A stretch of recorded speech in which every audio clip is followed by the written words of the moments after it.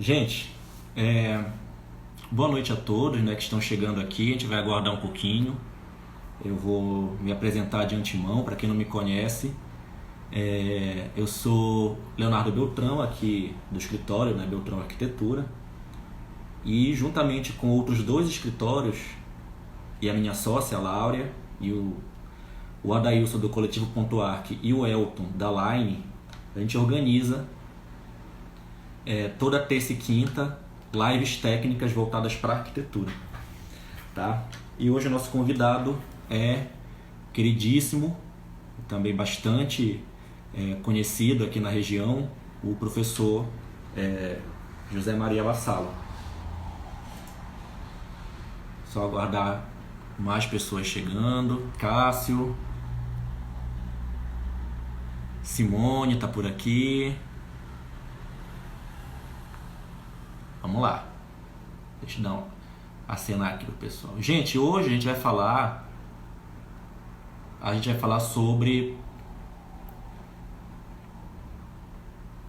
projetos públicos, né? Ele que é alguém bastante experiente nessa tipologia de projeto, tá? E aí vocês já podem colocar suas dúvidas, já podem mandar suas perguntas que eu vou anotar enquanto a gente segue aqui com a live. Nós já temos uma seleção de algumas perguntas que foram mandadas anteriormente, como sempre, e a gente vai seguindo esse roteiro. Ok? Vocês não precisam se preocupar com relação às perguntas, vocês podem fazer a qualquer momento que a gente vai inserindo na fala do nosso convidado. Antes da gente começar, eu vou pedir para vocês meio minuto, né, para vocês mandarem essa live para 5 pessoas que se interessem pelo assunto, tá? Então eu já vou mandando aqui.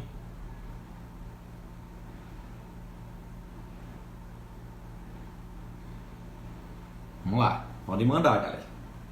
Vamos lotar aqui essa sala, certo? Fala um pouco do convidado, né? O nosso convidado de hoje, deixa eu abrir aqui.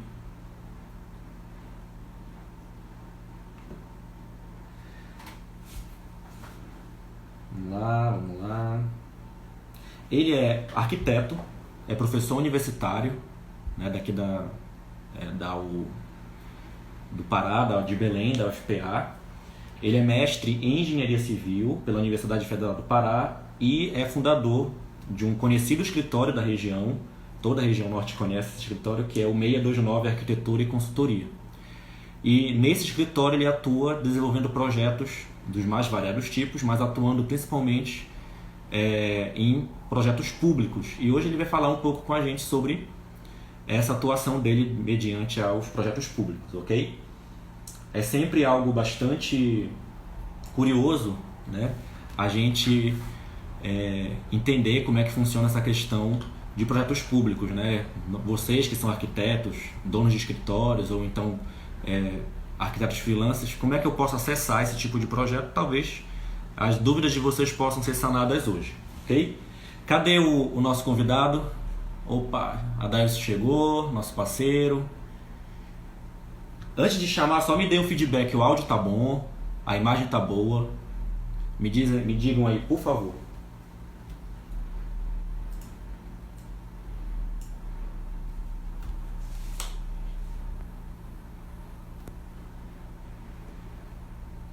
Bassalo, isso mesmo, Ana, já vou chamar ele aqui.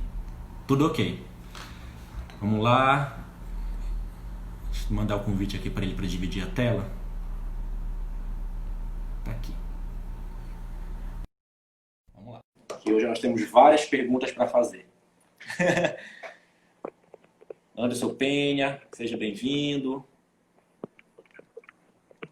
Opa, E aí, Leonardo, tudo bem?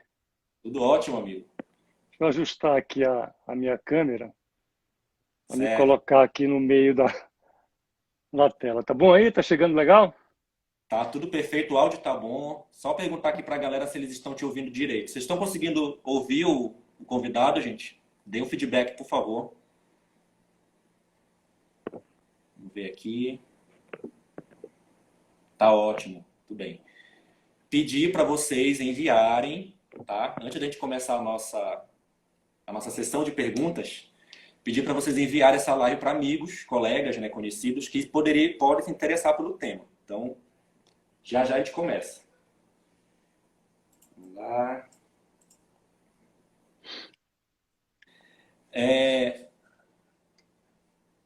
Bassalo, fiz uma apresentação rápida, né?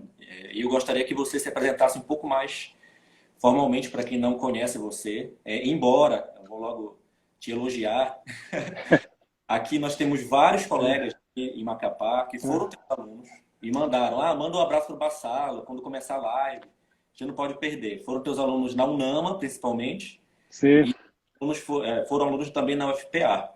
Então, eles te parabenizaram e já mandaram aqui grandes abraços no inbox, né, da nossa página. Só deixar registrado porque é algo em comum. Então, eu quero ver querida aqui. Legal, legal. Tá, formalmente. Bom, podemos rolar então? Pode começar. Vocês estão me ouvindo bem? Todo mundo está ouvindo. Legal, olha, assim, eu agradeço muito, cara, esse convite para participar com vocês dessa conversa. Agradeço ao Adailson, que há muito tempo não o vejo pessoalmente, mas fez esse contato comigo. Agradeço a ti também, Leonardo, e eu quero dizer assim, que eu estou muito feliz e honrado em participar, né? Eu estou assim, especialmente grato por essa tua generosa apresentação. E também mando beijos para os meus ex-alunos, para os meus amigos. Tem E fiz vários. muitos, de fato. Tem muitos aí em Macapá. A Ana Karina, a professora, a Ana Regina, que é uma amiga muito querida, o próprio Adailson, o Célio Mareco também, que hoje mora aí. Enfim, eu tenho muitos amigos, graças a Deus, que moram aí. Assim, como tu disseste, eu sou arquiteto, sou formado em 1985 pela Universidade Federal do Pará e eu desenvolvo, assim, na minha vida profissional, a atividade mais básica e elementar do arquiteto, que é fazer projeto.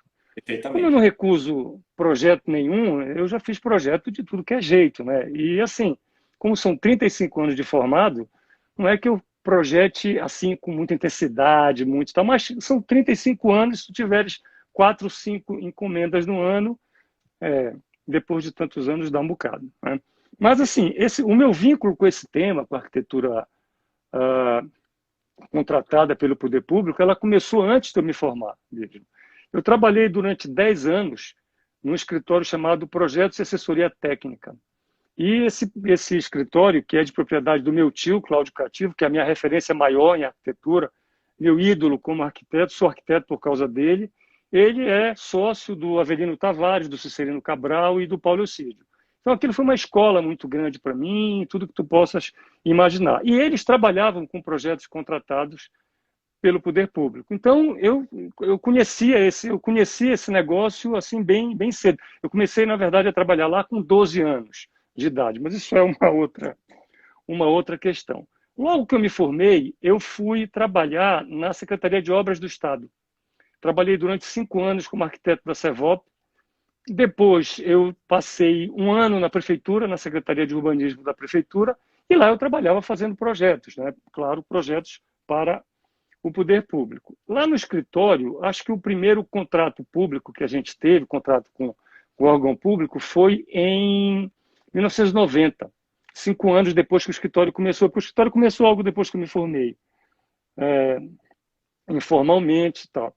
E depois desse contrato de 90, que eu fiz, inclusive, em consórcio com a Projetos e Assessoria Técnica, foi um concurso, eu fui trabalhar de novo para o Poder Público, para a Coab, a partir de 1997.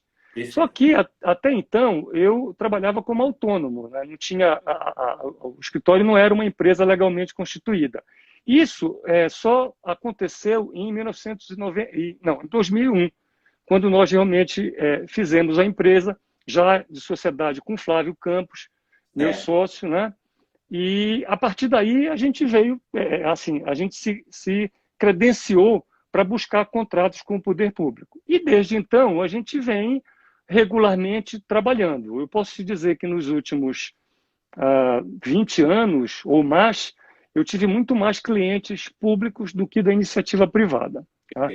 Olha só, Eu tomei nota aqui de umas coisas a título de provocação, para a gente depois conversar, que Certo. talvez até eu me adiante algumas respostas, né? Mas assim, eu vou falar por uns 5 minutos sobre esse mercado público e depois a gente conversa, tá certo? Tá certo. Bom, o que eu posso dizer é que, de modo geral, esse tipo de arquitetura para esse mercado, ele é um mercado específico. Ele tem características próprias e, assim, um pouco diferentes daquelas características que o mercado privado tem. Não que seja melhor ou pior, não, mas é porque o mercado público de projetos ele é muito mais formal. Tá? O cliente também ele é um cliente, como eu vou dizer, peculiar, vamos falar Perfeito. assim. Ele é um cliente que ele deve ser impessoal, e quando eu digo impessoal, é que, assim, a princípio não existe nenhuma pessoa que vá te expor o que quer para esse tipo de projeto conforme as suas vontades. Tá? Mas isso é assim, eu digo que ele é uma impessoalidade relativa, porque sempre tem alguém, ou o dono da empresa pública que te contrata, um secretário de obras, ou mesmo uma outra autoridade, um governador, um prefeito, que acaba te chamando, olha, é o seguinte, eu penso para esse projeto isso e aquilo. Tá? Então, essa é impessoal, num certo sentido, mas essa impessoalidade é relativa.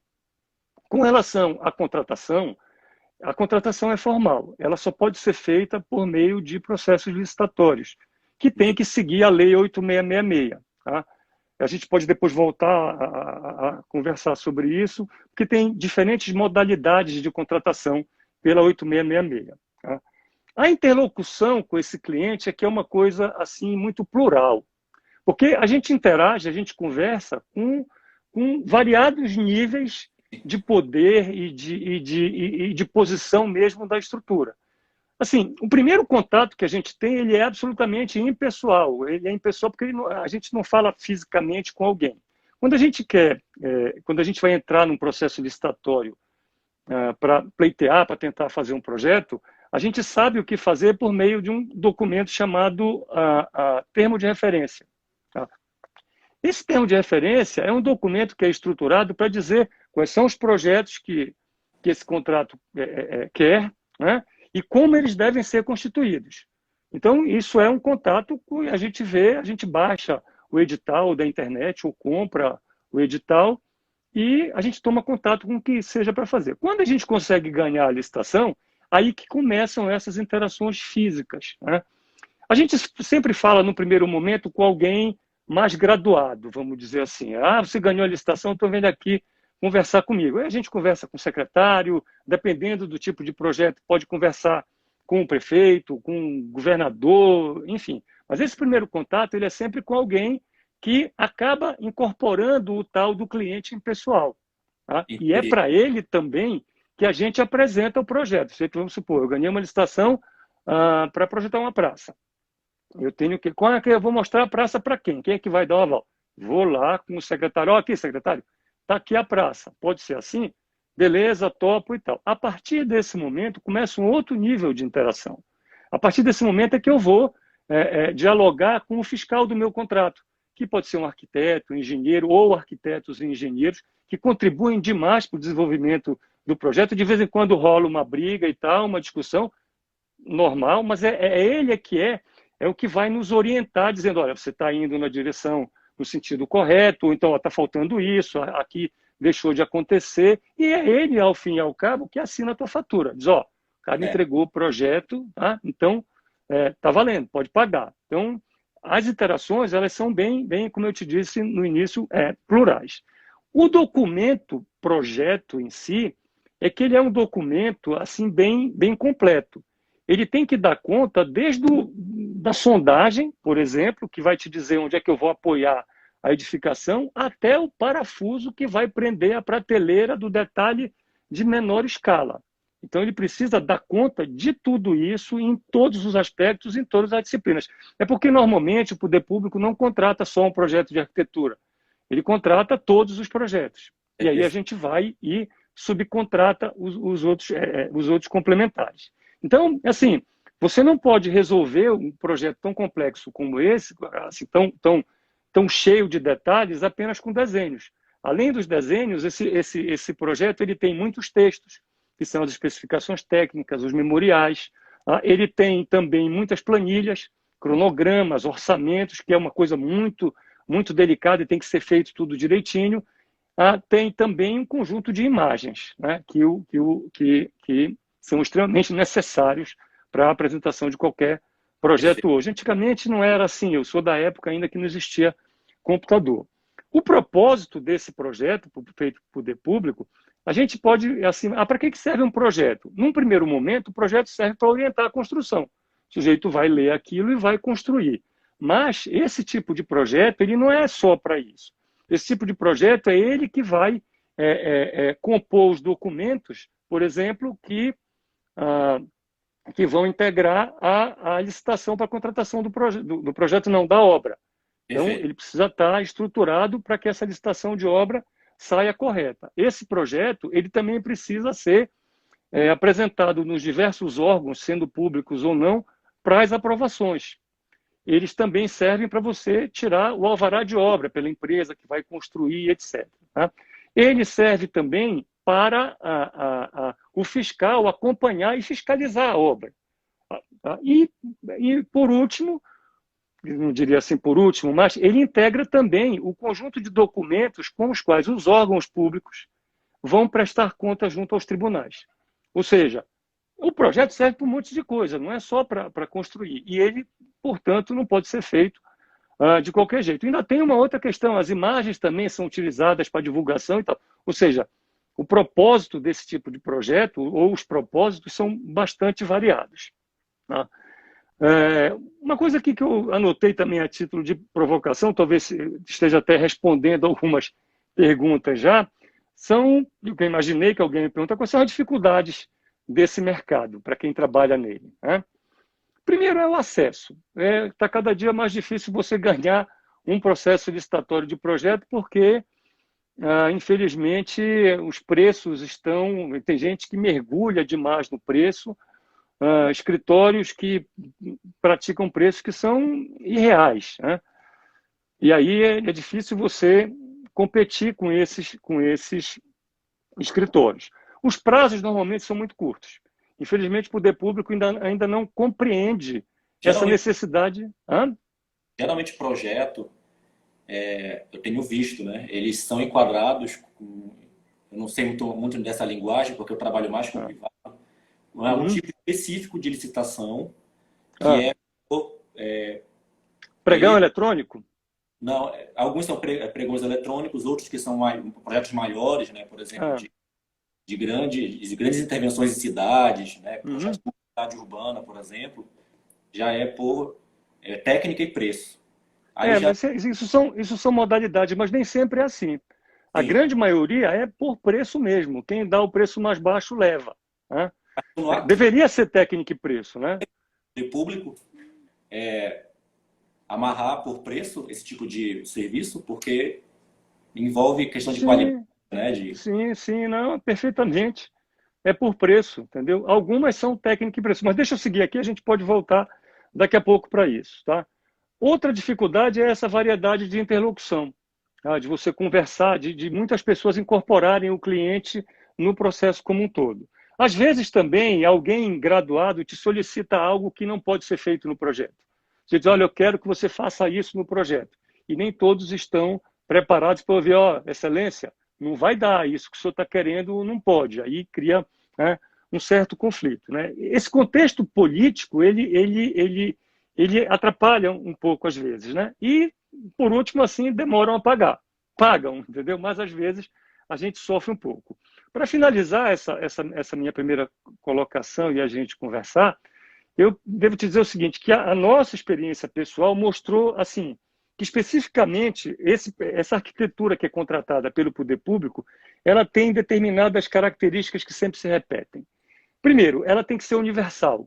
O que é arquitetura universal? É porque espaços públicos vão ser vivenciados por uma variedade muito grande de pessoas diferentes, né? Segundo, ele tem que custar apenas o necessário, apenas o suficiente. Quando eu digo custar o suficiente, não significa que essas edificações ou esses espaços essas arquiteturas elas devam ser pobres, indigentes. Não, não é isso. É. Quando eu digo custar o suficiente, significa que esse suficiente tem que pagar, inclusive, algum requinte que algum desses prédios precise ter. Tá? Mas, assim, se tu colocares algo além do suficiente, provavelmente alguém vai querer cortar. Coisas corriqueiras como facilidade de manutenção, por causa da dificuldade de recursos, resistência à deterioração. Você não pode fazer um prédio ou um espaço que envelheça muito rapidamente. Ele tem que ser um prédio robusto. Quando eu digo prédio, estou envolvendo tudo, para resistir a depredações também. E uma coisa que é importante, que a gente verifica sobretudo quando a gente projeta um prédio público, é a questão da flexibilidade. O que é a flexibilidade? Você projeta hoje uma repartição pública para uma determinada administração. 4 anos depois, a administração muda. Aí você olha o seguinte, os nossos sistemas de funcionamento, as nossas práticas serão outras. E o prédio tem que resistir, o prédio tem que aguentar isso, ou o prédio tem que ser reformado sem grandes traumas.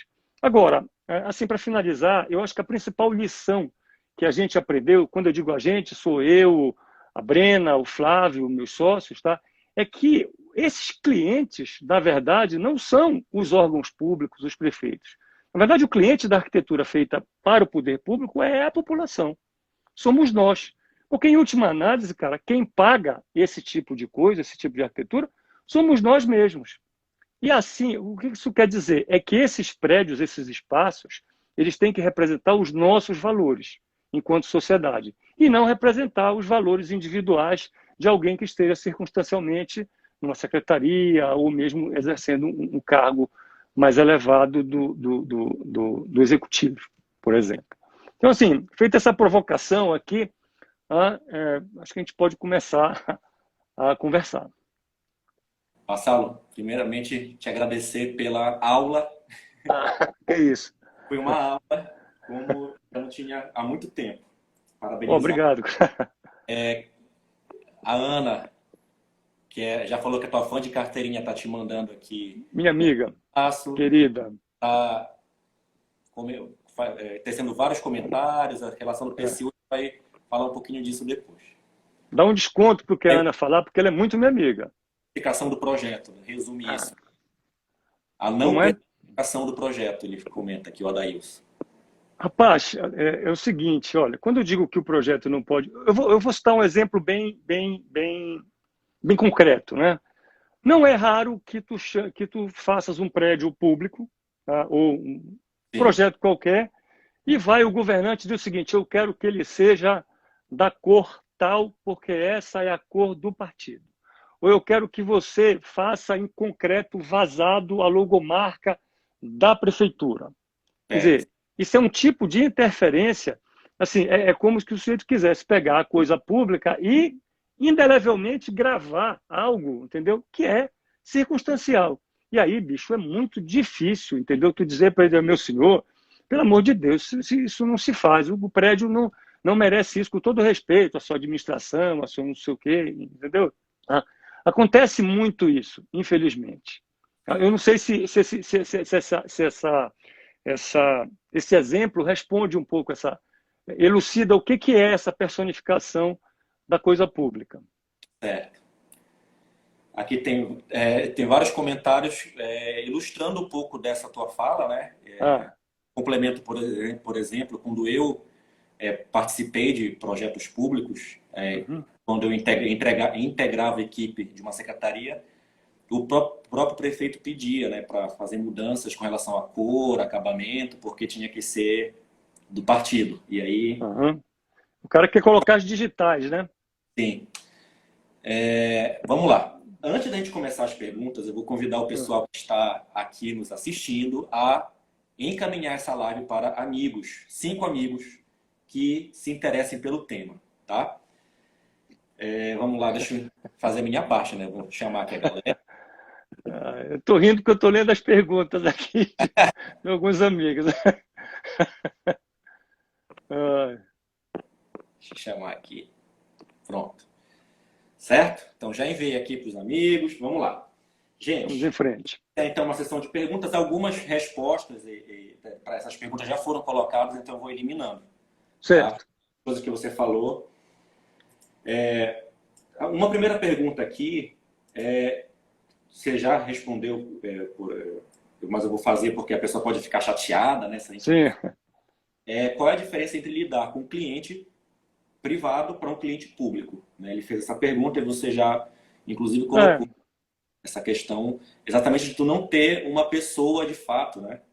Se quiser comentar mais alguma coisa sobre essa Eu pergunta. acho, eu assim, eu acho o cliente privado um pouco mais difícil de lidar do que Sim, o cliente público. Na minha opinião, entendeu? Talvez a minha experiência. Quer dizer, eu não posso generalizar, porque eu tive clientes privados maravilhosos, que hoje são meus amigos, e que eu não tenho queixa nenhuma. Mas não é, eu diria que não é uma relação muito fácil. Por nossa culpa, a gente pode até voltar a essa discussão um pouco mais tarde. perfeito. Pergunta 2. Já respondeu, parcialmente respondida, né? Vamos lá. Ah, Considera esse mercado o melhor e mais difícil para arquitetos, no caso público, né?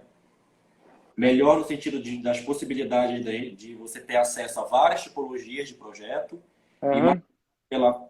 pelo fato da permanência, você permanecer entregando projetos públicos ou acessando esse tipo de projeto. Você acha que Rapaz, assim, eu não sou capaz de te dizer se um mercado é mais fácil do que o outro, um é mais difícil do que o outro, entendeu? Para mim, eu não consigo ver essa diferença. Eu te juro que, assim, como o mercado público ele é muito sazonal, em ano de eleição ninguém contrata projeto, por sim, exemplo. Eu adoraria ter um monte de cliente privado que eu pudesse sobreviver.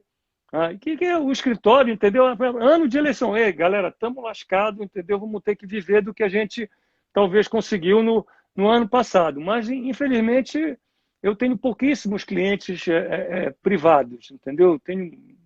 Não gostaria que fosse assim, mas, enfim, de vez em quando a gente acaba indo para o lado que não escolhe, né? Mas, assim, eu não estou reclamando. São nuances, né? São particularidades que todos os mercados possuem, né? o Nivaldo, ele pergunta o seguinte, eu vou inserindo Ah, também para a galera aqui. Você, ah. você ganha muito dinheiro, você não, ganha-se muito dinheiro com esse mercado? Nivaldo. É um... Nivaldo é o seguinte, cara, né? Olha só, não, veja bem, tá? Os projetos públicos, os projetos para o poder público, eles são ou tendem a ser mais bem remunerados do que os É, projetos para a iniciativa privada, tá? O problema é a sazonalidade, é a hora que você tem, a hora que você não tem. Os melhores contratos que a gente teve foram contratos públicos, tá? Mas assim, isso não quer dizer, você assina um contrato, pô, o cara vai fazer um projeto por R$ 1 milhão. Pô, o cara parece que vai pegar e socar R$ 1 milhão no bolso. E não é assim. Primeiro que o leão come logo 25%, entendeu? Sobra 750. E dessa grana tem todos os projetos para custear, que não são poucos, entendeu? A gente entregou agora um projeto pequeno, de 1.000 metros quadrados. O projeto, assim, ele tem cento e poucas pranchas de todos os projetos, ou seja, trabalharam 5, 6 escritórios, tá? Em cada um desses contratos, digamos assim, entendeu? Não é, você o cara pegou, quanto custou? 2 milhões. Tá milionário, vai comprar um apartamento, vai. Não é bem assim, entendeu? Mas é um mercado que tende a remunerar um pouco melhor. pergunta aqui do Ronaldo. Você costuma Ah. participar de concursos internacionais? Já é uma pergunta aqui, inclusive, né? Que É? desafio você enfrenta nesta modalidade? Não, cara, não tenho. Eu acho que eu participei de poucos concursos na minha vida, né? Tive muita sorte de ganhar 2, 3, né? Certo. Mas também já perdi alguns. Internacional, nem pensar, cara. Entendeu? Porque é assim, eu tenho a Medor Nova é um escritório muito pequeno, tem pouca gente, e está todo mundo envolvido, trabalhando nos projetos. Eu não tenho, digamos, até gostaria de ter uma divisão, tá, que é dedicada única e exclusivamente para concursos. É, Gostaria de ter, mas não tem, porque se eu for trabalhar no concurso, eu não trabalho nos poucos projetos que eu tenho. Então, não dá. E outra coisa, estatisticamente, a probabilidade de você ganhar um concurso ela é muito baixa. Eu tava assistindo a live do, do Nabil, que ele fez para ti um comentário do porquê que não se fazem tantos concursos. O Sim. sujeito tem medo do júri. E é verdade, tu é um júri louco, entendeu? O sujeito olha para aquilo, diabos, entendeu? Como é que esse cara escolhe esse projeto? O concurso principal que a gente tem notícia, que é o concurso de Brasília, que deu para o Lúcio Costa, né, o plano piloto, vai conversar com os outros escritórios, com o pessoal do MMM Roberto, com o escritório do Rino Leve, não sei, os caras são mordidos pra caramba. Teve favorecimento, Oscar Niemeyer era amigo do Lúcio Costa, não sei o que, então é um problema, entendeu? Eu já fui júri de concurso também uma vez, né? Enfim, o concurso tu tem que acertar aquilo que a cabeça do júri quer, tá? E eu tenho um amigo, o Vinícius Figueiredo, que hoje está trabalhando no escritório em São Paulo. O Vini diz assim, concurso a gente tem que dar um chute de vez em quando. E esse chute é algo que pode te fazer ganhar ou algo que pode te fazer perder na primeira penteada. Eu estava até conversando com ele hoje sobre isso. Então, assim, cara, eu gostaria, mas não é muito a minha praia concurso, entendeu? Até gostei, mas, enfim, Tá. não tenho energia para isso. A gente vai voltar a falar sobre isso, porque tem uma pergunta que tu já parcialmente também. Tá. Aqui é uma pergunta mais específica dos projetos que tu já desenvolveu, das tipologias, né? A pessoa pergunta o seguinte: poderia citar quais tipologias de arquitetura contratadas por órgãos públicos você já desenvolveu, citando as que foram executadas e as que ficaram no papel. Se há uma proporcionalidade, fiz tanto, foi executado, tanto não foi executado. Porque tu sabes que aqui na nossa cidade, muitos projetos contratados não saem no papel. Sim. Tá? Agora, vou ver se a realidade é a mesma aí também. E ele pergunta também quais as tipologias teve mais prazer de conceber. Bom, eu vou começar do fim, entendeu? É assim, eu gosto mais de fazer habitação popular. Tá? Por que eu gosto de fazer habitação popular? Primeiro que eu já sei que não vou agradar ninguém. Entendeu? Já sei que sempre quando faz projeto para 500 famílias, a probabilidade de tu contemplares, entendeu? É remota. Ou seja, eu já me desobrigo, eu vou ser anarquizado mesmo, eu já vou mais tranquilo. Já vou mais tranquilo. E também que é um projeto um pouco mais fácil de fazer, pasmem. Mas aí a gente volta para isso depois, se der tempo. Com relação a descrever qual é a tipologia, cara, é o seguinte, eu sou um arquiteto, eu vou dizer o termo que a gente sempre usava no escritório, meia boca, entendeu? Não faço projetos excepcionais, meus projetos são comuns. Talvez, que eu digo meus, que eu digo é nosso, do escritório meu, do Flávio, da Brena, do Lucas, meu filho, e até da minha mulher, Giza, porque eu também não consigo fazer nada sem que ela diga, não, tá bom, ou pelo menos ela não faça cara feia. Ela faz projeto junto comigo só no olhar. Né? Mas, enfim... E assim, mas os projetos são comuns, entendeu? Que a gente faz. Talvez a coisa mais diferente que a gente tenha feito até hoje, que me vem à cabeça, é a tensoestrutura lá da Feira de Ananindeua. Mas o restante, se tu fores olhar, entendeu? Eles são prédios de estrutura de concreto, às vezes metálicas, entendeu? Não tem nada de excepcional, ou novo, ou assim, digno de dizer, não, esta tipologia, não sei o quê, nada, entendeu? Nada. Não sei se eram tantas coisas que não sei se eu respondi tudo, se faltou alguma coisa. Tu gostou de fazer algum, não gostou de fazer nenhum? Não, olha só, eu procuro não desenvolver nenhum tipo de relação afetiva com os meus projetos. Entendeu? Eu gosto do ato de projetar. Meu barato é sentar com o meu iPad de noite, ligar o jogo na televisão e ficar projetando. Mas assim, eu não fico apaixonado pelo projeto. Eu gosto do projetar. Entendeu? Então, assim, me perguntaram isso há 2 semanas, qual era o projeto que eu mais gostava. Se for por relações afetivas, eu disse assim, a porta que eu desenhei para a casa da mamãe, entendeu? É a coisa que eu mais gosto de olhar. Isso aqui é uma porta, entendeu? Que tem motivos Art Nouveau, que a minha mãe gostava tanto, não sei o quê. Mas o restante, sabe, não desgosto de nenhum. Mas eles lá, entendeu? E eu aqui. A Ana Cristina, ela questiona o seguinte: ao concluir um projeto para a esfera pública, o escritório faz uma apresentação ou defesa oral do mesmo órgão beneficiado? Isso é comum de acontecer? Ou não? Só Não, se não é entrega. comum. Não, não, não é comum. Não, essa defesa normalmente a gente faz quando a gente entrega o estudo.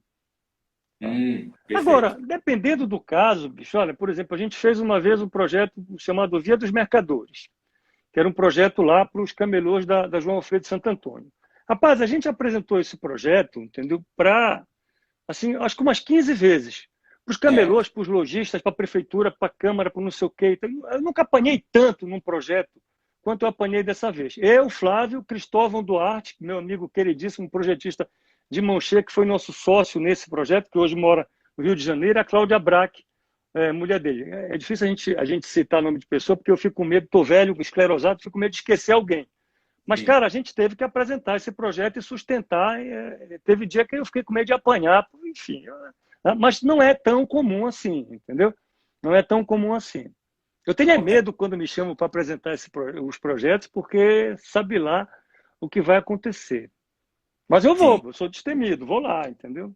O cara diz, isso Perfeito. não presta, eu também acho que não presta, só que, enfim. Ainda mais projetos que mexem com interesses, né? De repente, situações de Cara, remanente, enfim, aí tem todo o problema. Tá. rapaz, olha, essas questões de projeto de habitação, Hum, questão de projeto de habitação social, é outra coisa que a gente apanha muito também. sim. É porque, é assim, eu não, quando eu vou fazer um projeto, por exemplo, fazer um projeto da Vila da Barca, do Residencial Liberdade, tá? Cara, É. são mil e tantas, ou 2.000 e tantas famílias que vão morar lá, e a Caixa Econômica vira, olha, você só pode fazer uma ou duas tipologias.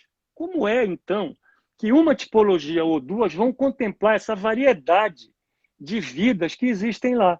E aí eu digo, olha, eu não estou aqui para resolver o problema da dona Noca, da dona Mariazinha, do seu Pedrão, entendeu? Eu vou aqui propor algo que eu entendo e que é possível para tentar resolver o principal do todo, entendeu? Agora, as idiosincrasias de cada um não vai dar, meu amigo, entendeu? Mas também eu não perco o sono por causa disso. Deixa eu ver, Michele Barros. Grande Pergunta: Michele, minha amiga, trabalhou no escritório. como você faz para convencer o cliente, o público, que em Belém Ah, tem ser considerado conforto térmico? Ah, sim. Como é que tu convence o cliente do projeto público que tem que ser considerado o conforto térmico? Porque se for igual aqui, é platibanda, vidro, enfim.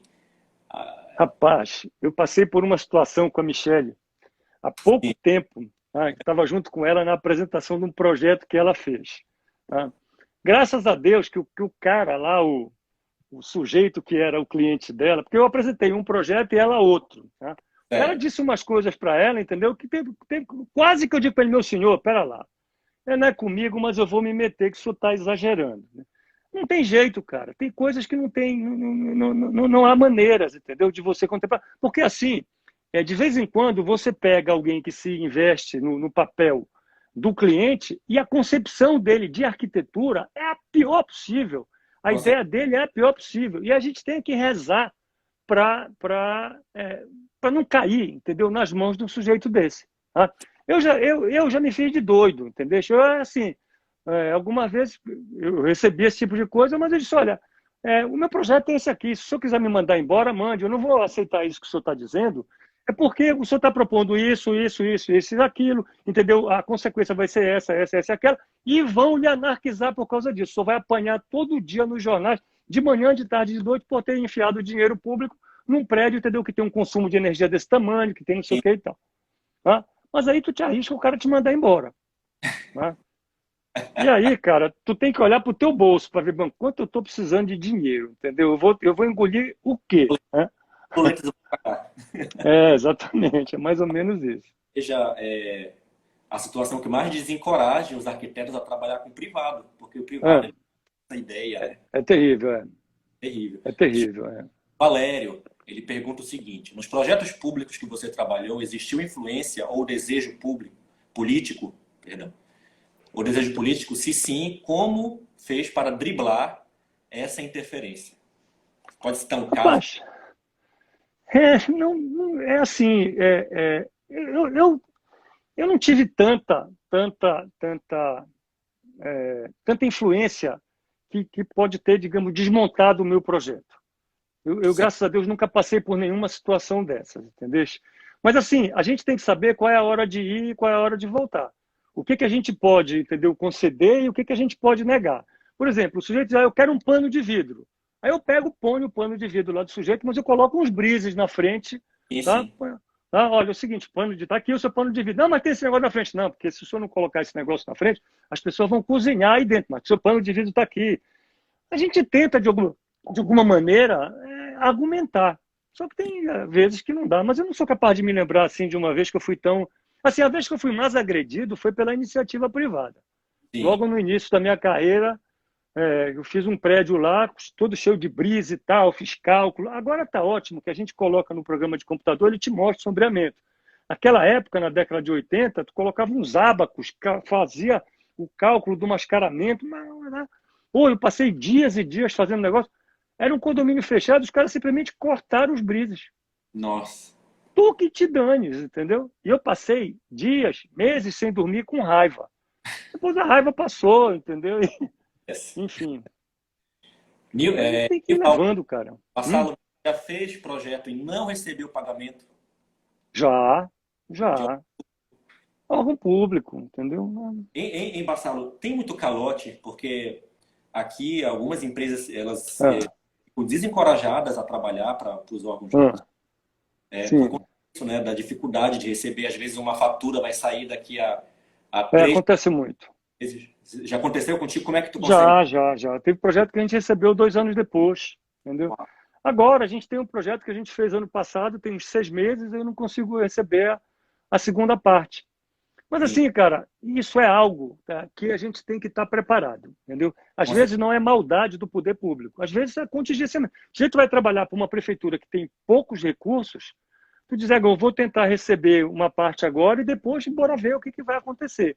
Chega uma hora que eles são obrigados a pagar, tá? Porque senão eles não vão prestar contas lá no TCM, no TCU, entendeu? Isso não acontece. Mas demora, cara, entendeu? Demora.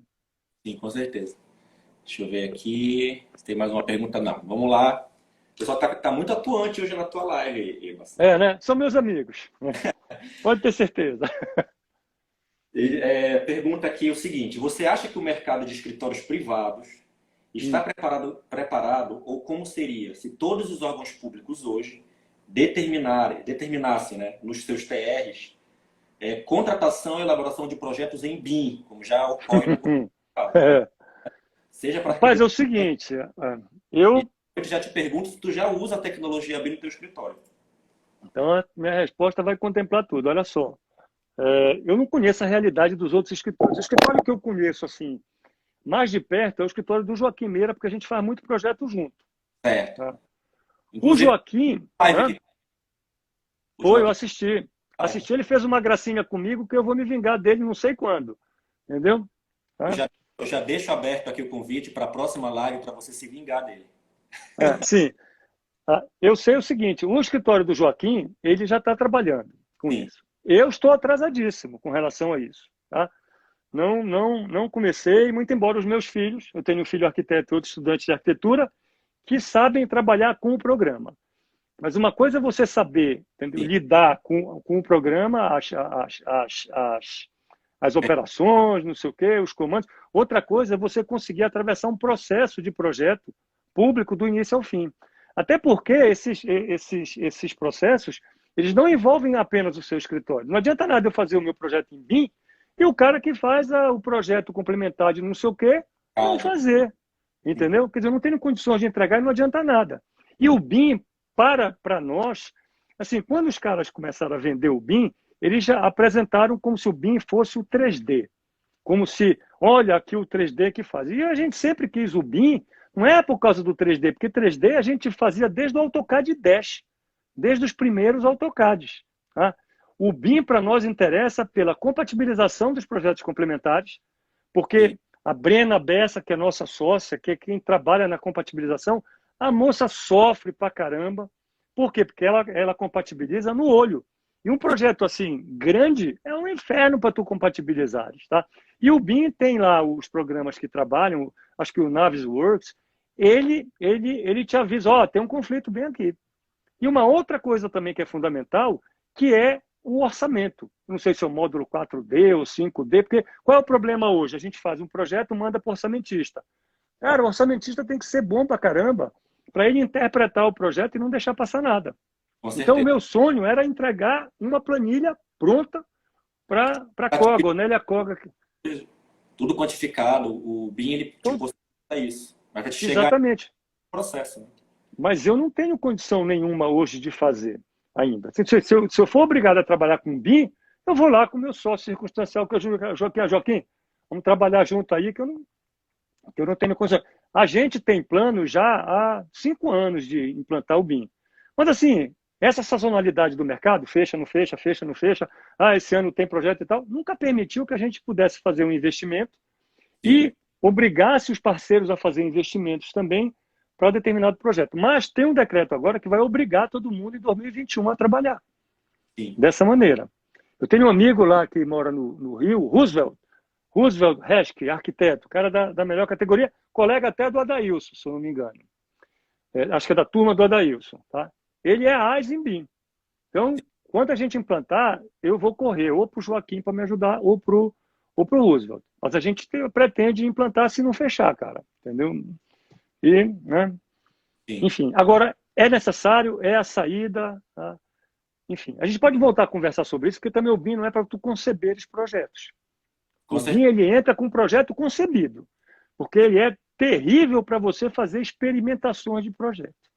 E, Mas, Bassala, aqui no laboratório, a gente usa o BIM já faz um ano e pouco, só que uhum, para pequenos, funciona muito bem para projetos pequenos, né, que são sim, níveis de detalhamentos mínimos, residência, uhum. área comercial, interiores, mas eu não consigo ainda visualizar projetos públicos da mais alta complexidade ainda com uma integração de equipe que ele exige. É esse que é o É. objetivo.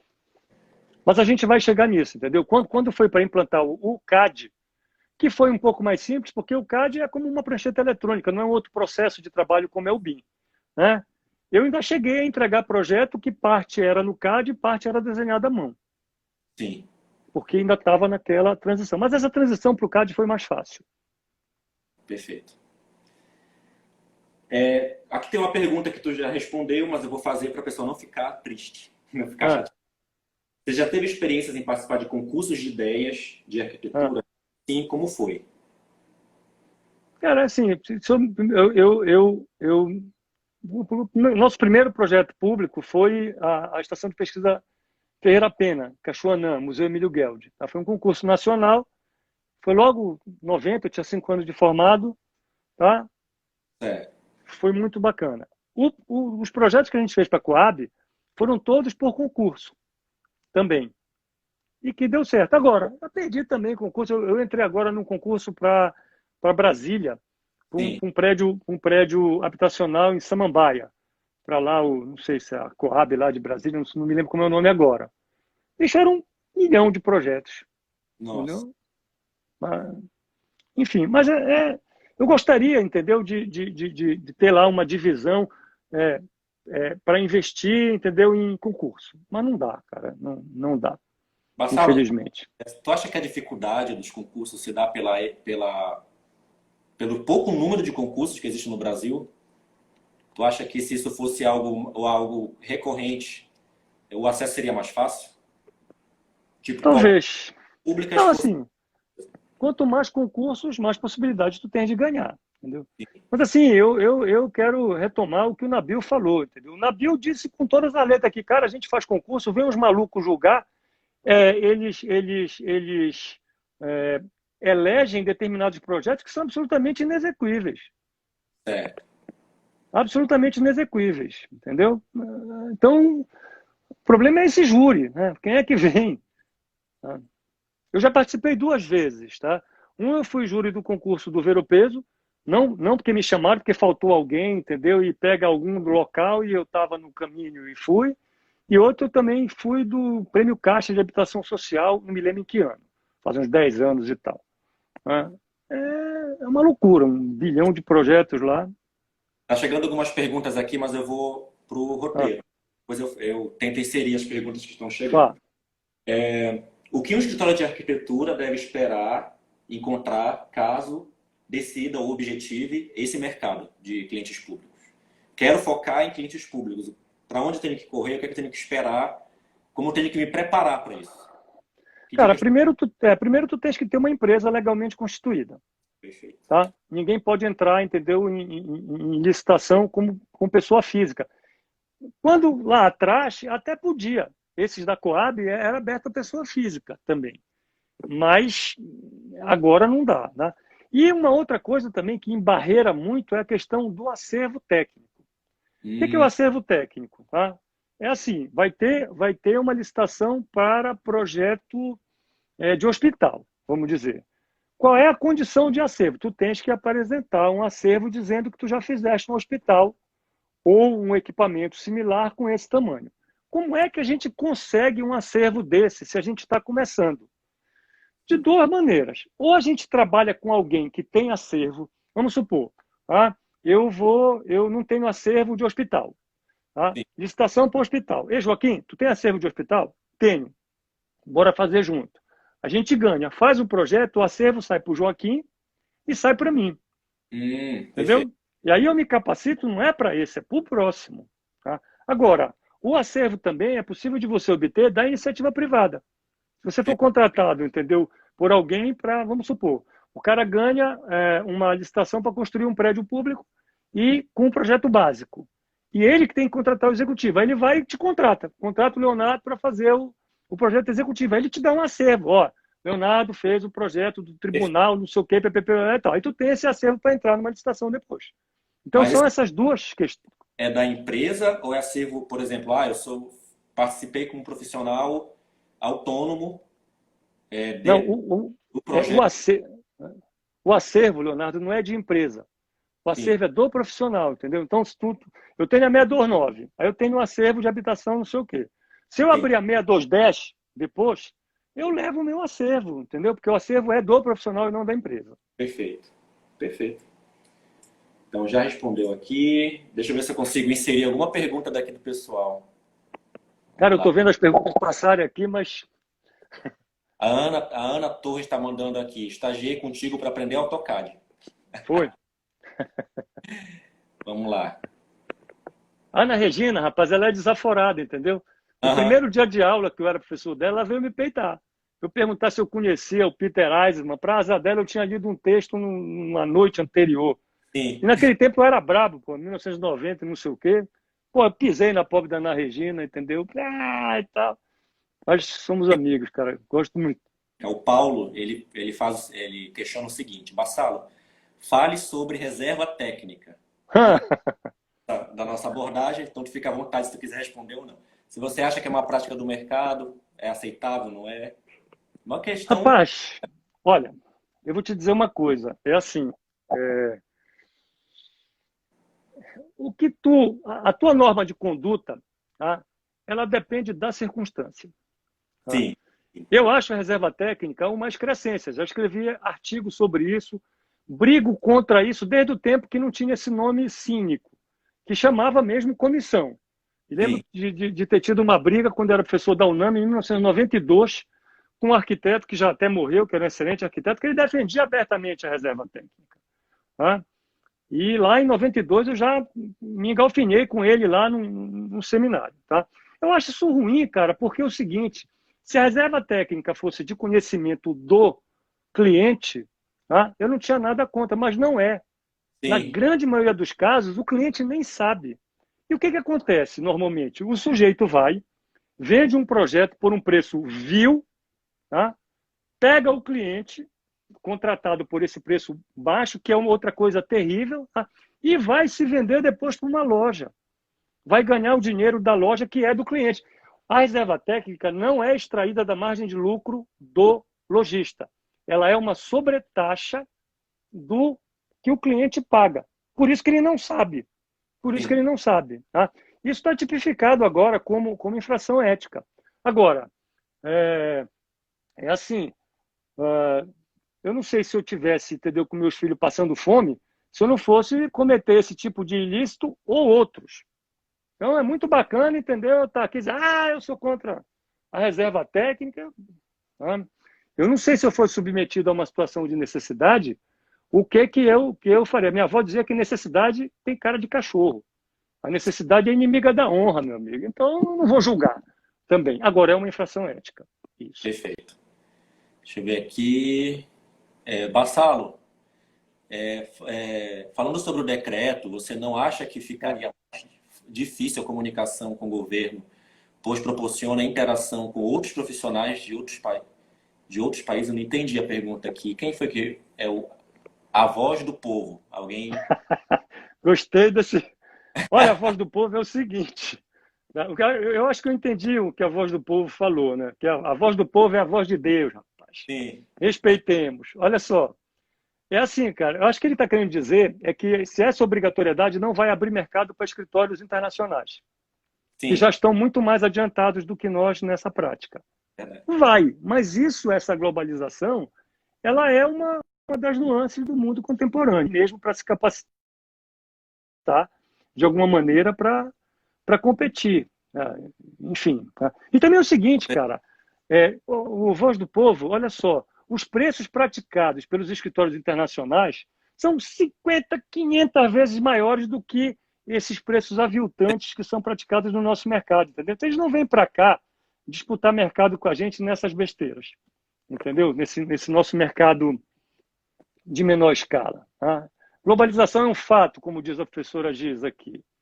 Tá. É o Jesus. Olha, é o Jesus, a voz Jesus, do olha povo. só. Ah, Valeu, Jesus, pela pergunta, amigo. Vamos lá. Jesus é meu aluno aqui da faculdade. Tá sempre acompanhando a gente aqui nas lives. Eu não reconheci a foto. A gente está quase finalizando a live. Já vai dar 1 hora aqui. Deixa eu ver algumas. Eu vou pular agora algumas perguntas. Ficar chateado fica. sim. Porque está finalizando. Deixa eu ver aqui uma pergunta bacana. Como professor, né, Ah. o senhor acha que as faculdades preparam os alunos para enfrentarem as realidades do mercado para esse tipo de cliente?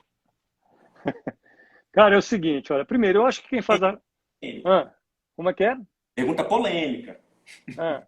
Rapaz, é o seguinte, olha, eu acho que a gente podia até fazer uma outra live, mas com mais pessoas, para discutir esse tipo de coisa, tá? Assim, como é que eu vou te dizer? Eu acho que, primeiro, quem faz a universidade é o aluno, tá?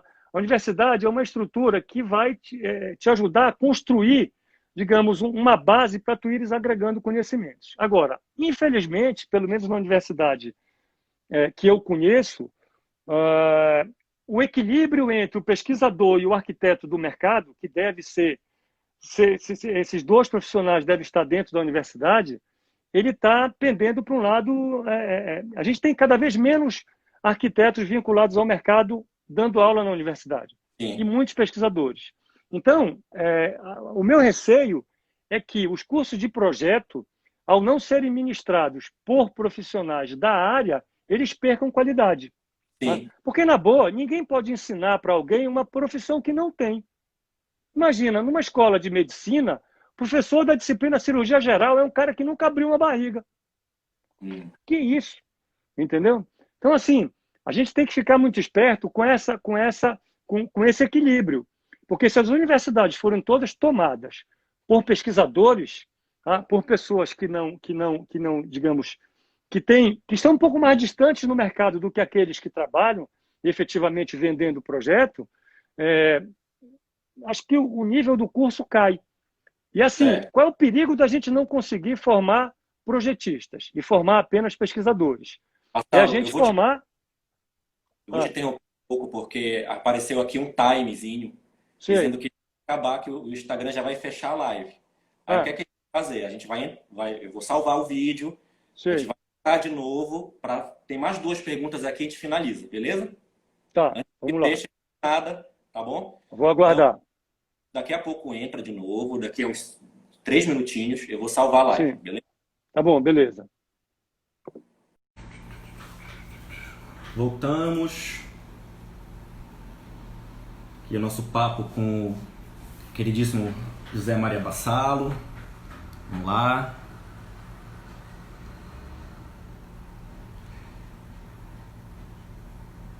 Gente, só deixar avisar aqui para vocês que a primeira parte da live tá salva, por isso que eu demorei um pouco mais para entrar, beleza? Eu salvei ela lá na nossa página do nosso IGTV. Então, se vocês quiserem assistir depois com mais calma, tá lá na página Beltrão Arquitetura, ok? Cadê o nosso amigo?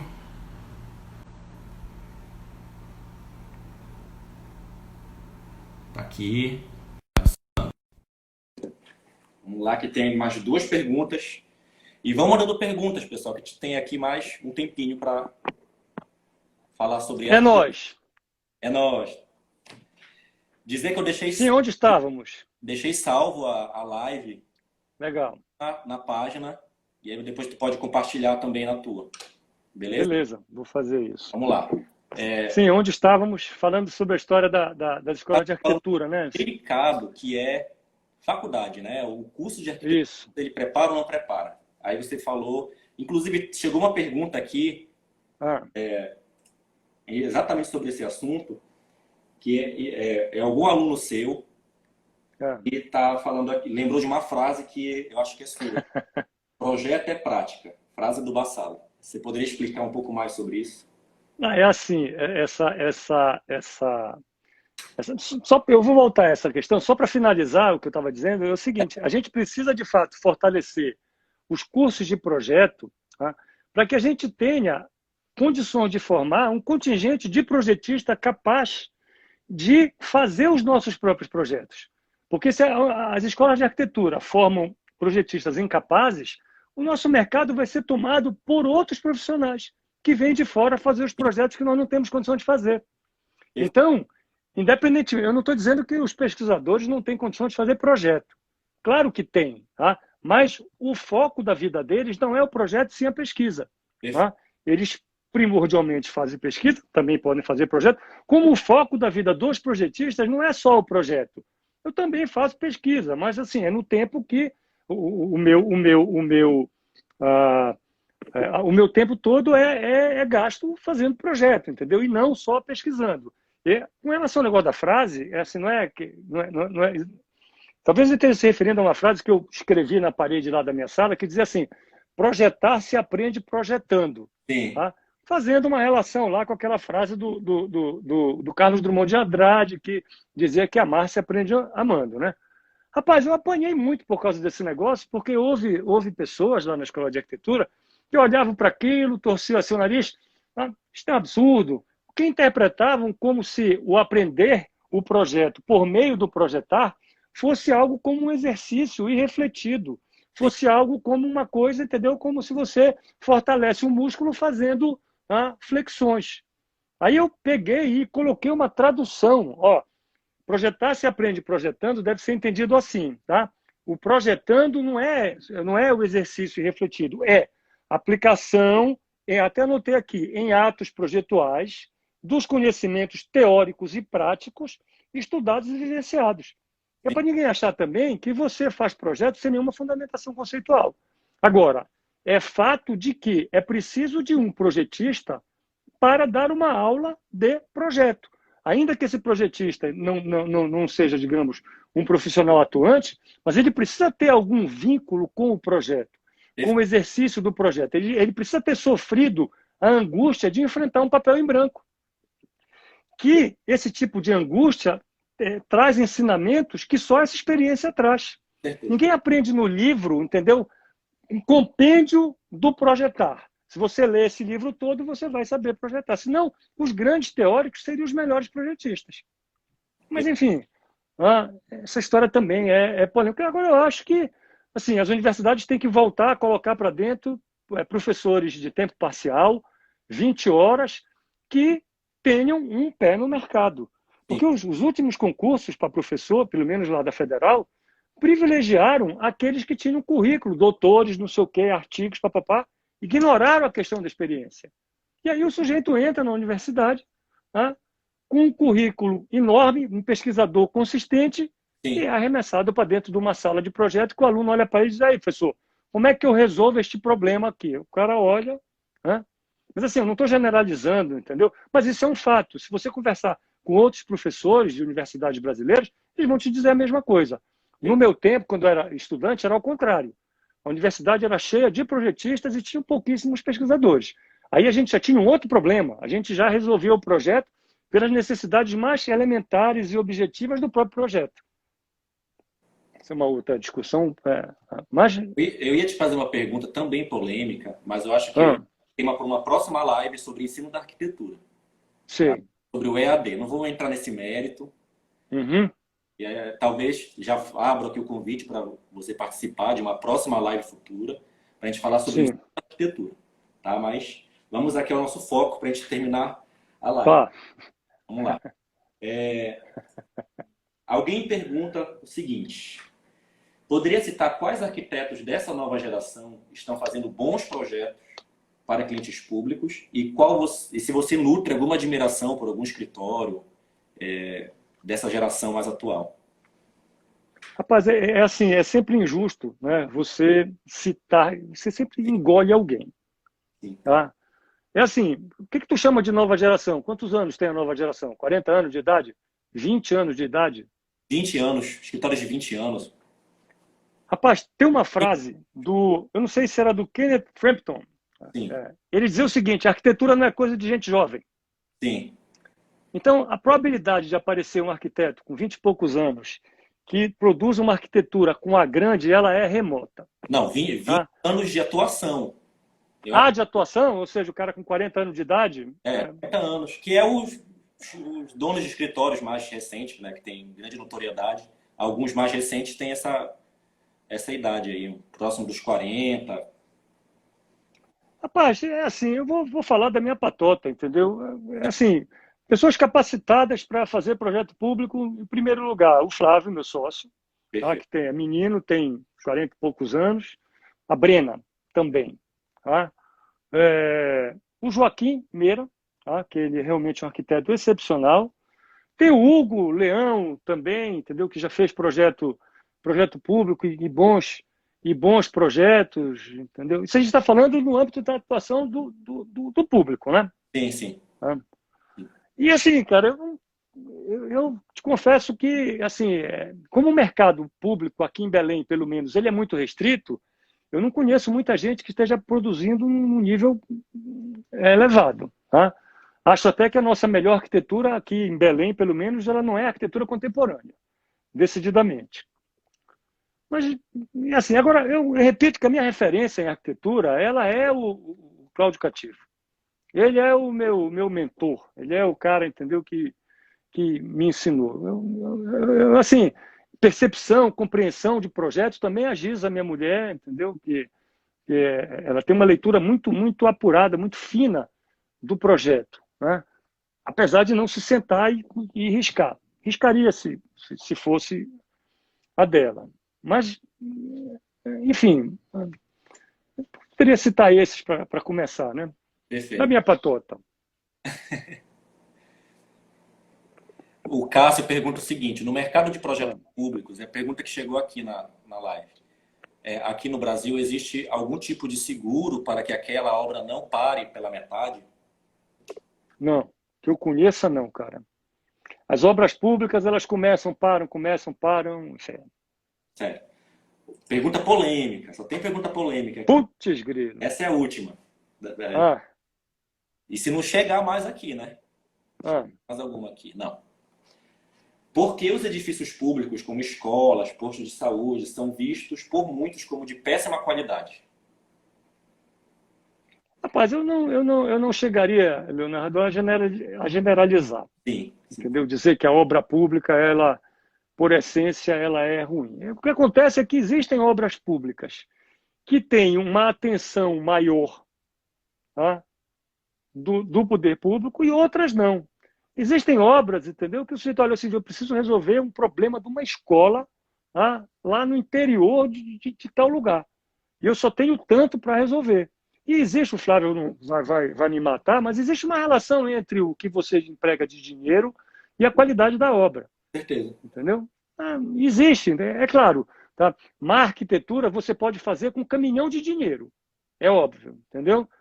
Agora, aquela arquitetura de excelência, a resistente, a não sei o quê, a do espaço e tal, você precisa de um mínimo de aporte financeiro. Tá? Então, não consigo. Olha, eu me lembro quando o professor Milton Montes foi trabalhar na Secretaria de Obras, que ele fez umas escolas com pouco dinheiro e com boa qualidade Muito bom. também. Assessorado pelo professor José Raiol, que trabalhava com ele também. Mas, assim, eu não consigo generalizar. O que acontece é que tem obras, de fato, é que elas são importantes, digamos, elas têm um papel simbólico maior, ou sei lá o quê, e que merecem mais recursos. Tá? E que o poder público está disposto a empregar mais recursos nela. Mas eu não generalizaria, não. Entendeu? Perfeito. Muito bom. Deixa eu ver se tem mais alguma pergunta aqui. Não. Só elogios. São meus amigos, rapaz. Alguns tirando onda. É claro, né? Não, acho que não tem mais nenhuma pergunta. Vassalo, seguinte. Cara, fantástico. Vou te agradecer, primeiramente te agradecer, né, pela participação. Cadê? Alguém está perguntando aqui, ó. Está chegando pergunta, gente, pelo amor de Deus. Qual a grande obra pública da tua carreira? Acho que Rapaz, você respondeu como eu no início da. a grande obra pública, sei lá, cara, entendeu? A gente atribuir importância para a própria obra, entendeu? Entendeu? É meio complicado, bicho, olha, entendeu? É meio complicado. Realmente não sei, tá? Agora, sim, olha só, a, a, a, a- Estão perguntando aqui eu se, acho se existe vaidade no ato de projetar por parte do arquiteto de obra pública. vaidade. É, Rapaz, todo mundo tem a sua vaidade, entendeu? Todo mundo tem a sua vaidade. mas eu te A interrompi, gente tenta. estava numa linha Ah, lá da pergunta anterior. eu ia te dizer que essa qualificação, entendeu? De qual é a obra mais importante, qual é não sei o quê, eu não embarco muito, entendeu? A gente fica feliz quando vê uma coisa funcionando bem e tal, entendeu? Enfim. Eu estou preocupado, cara, na verdade, é assim, a gente precisa formar. Uma coisa que me preocupa é essa ausência da continuidade. Eu não consigo, assim, eu vejo pouquíssimos escritórios surgindo para assumir esse mercado público. Tá? Por várias razões, viu? Porque os antigos escritórios estão, entendeu? Não vou dizer que eles estão decaindo, mas é natural, entendeu? Que as energias elas vão minguando, como a nossa também.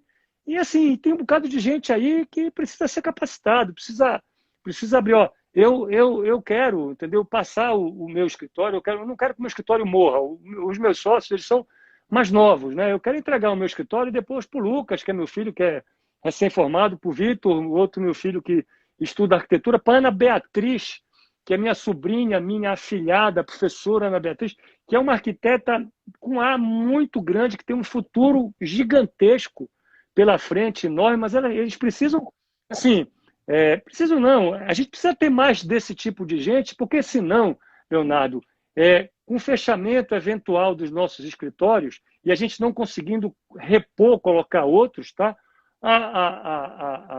Outras pessoas vão tomar conta do nosso mercado e vão fazer os nossos projetos. Sim, E não necessariamente esses projetos vão reproduzir os nossos valores. com certeza. Né? Eu tenho 3 filhos para tocar esse negócio, né? Que é o Lucas, o Vitor e a Ana Beatriz, que é minha sobrinha. Mas assim, cara, tu também é menino, entendeu? Tu tem que entrar nesse negócio, né? O Joaquim também é outro menino, tem 40 e poucos anos e tal. Mas a gente precisa de mais, cara, entendeu? A gente precisa botar em frente. Tem aqui uma frase da Ana Torres. Papagaio, quando Ah, férias na casa de morcego, dorme de cabeça para baixo. é verdade, entendeu? Papagaio hospedado em casa de morcego tem que dormir de cabeça para. Essa foi ótima. Eu não sei onde ela ouviu isso. Ela até colocou a data aqui, ó. Hein? 1997. Rapaz, Aqui. nós estamos velhos. E o Davi pergunta o seguinte, é quase um bate-volta, né? Aquela pergunta bate-volta. Ah, Venda de projeto pela internet com valor baixo. Colocou em uma interrogação, se tu concorda ou não concorda? rapaz, Desconcorda? olha só, isso é uma briga muito grande. O CAL tipifica isso como uma infração, Sim, entendeu? Agora, é assim, Isso é uma discussão enorme. Tá? Tem gente, não, eu preciso da interação com o cliente, isso é uma coisa impessoal, não sei o quê. Mas assim, outro dia eu briguei com, não sei com quem foi por causa disso, eu disse, vem cá, eu acho muito pior você cobrar uma reserva técnica e mandar uma empresa de modulado fazer o projeto de alguém, tá? Do que você vender projeto pela internet. Sim. São dois problemas, mas assim, por que você vai pegar e crucificar o sujeito lá que montou uma plataforma para venda de projeto? Deixa eu dizer uma coisa, o Joaquim citou uma frase minha que a gente só faz o mesmo projeto. Né? Eu já disse isso uma vez, e ele, sem vergonha, pegou e colocou isso lá. Mas assim, se tu pegares, vamos supor, as casas que eu fiz, meus amigos e tal, elas todas têm o mesmo princípio. Sim. Entendeu? E aí, se teus amigos são todos iguais?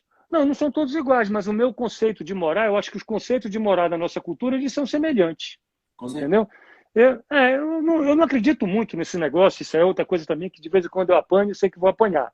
E existir um espaço configurado exatamente para determinado cliente. Meu amigo, a arquitetura é polifuncional e autônoma. Você pode desenvolver várias atividades no mesmo espaço, como você pode desenvolver a mesma atividade em vários espaços. Claro que existem limites e tal, mas assim, acho que isso é um problema menor, entendeu? Na verdade, o que está por trás disso é o medo do mercado, do não sei o que e tal. O cara vende projeto por um preço vil, da mesma maneira que a pessoa que recebe reserva técnica também vende projeto por preços vis. Sim. Entendeu? E aí o cara diz o quê? Bom, enfim, a gente tem muitos problemas, esse não é o... Vai encerrar, porque está outro rumo. Acho que é um motivo. Sim.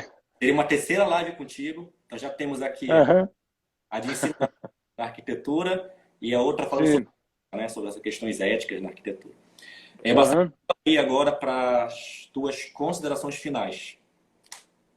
Caramba, minhas considerações finais são assim, eu agradecer muito essa oportunidade de conversar com vocês e de rever, mesmo que virtualmente, pessoas amigas, queridíssimas. Tá? Certamente eu não consegui ler tudo, mas os meus amigos lá do futebol devem ter entrado aí para fazer algum comentáriozinho. Sim. Enfim, fizeram, né? Eu não consegui ler todos, tá? E, cara, eu fiquei muito, muito feliz. Confesso que isso, assim, esse negócio de falar com uma câmera na minha cara não é algo que me agrade. Eu acho que fui relaxar lá por meio da nossa conversa, mas foi muito bom, cara. Eu quero só agradecer muito e dizer que estou com saudade desses meus amigos. E quero também estabelecer um contato contigo mais próximo agora, como com o Adailson também. Perfeito. Enfim, cara, obrigado mesmo. Eu estou sempre à disposição para a gente conversar. Perfeito. Tá bom? Bom, como é de costume, a gente sempre dá um spoiler da próxima live, né, para a galera que está aqui já ficar ciente do tema. Então, a próxima live é Ernesto. Ele é um arquiteto que trabalha projetista na área de patrimônio. Então, geralmente, os conteúdos de patrimônio são conteúdos teóricos. Né? A gente resolveu trazer alguém que projeta, né, e tem atuação de projeto e execução na área de patrimônio para falar um pouco da prática. Sempre fica aquela dúvida, né? Como é que se projeta na área de restauro do patrimônio. Ele vai falar patrimônio, projeto e sustentabilidade. Desafios profissionais na preservação da memória arquitetônica é o tema da live da próxima terça. E a gente espera que todos os que estão aqui participem. Certo? Bassalo, cara, fantástico.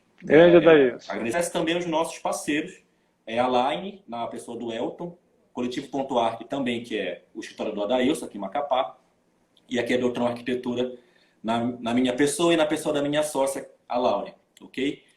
Bom, a gente vai encerrando por aqui. Te agradecer imensamente. Te convido também para próximas lives de outros temas que eu acabei comentando aqui contigo. E até a próxima. Beleza? Valeu, cara. Obrigado, hein? Tchau, tchau. Beijo para vocês todos. Tchau.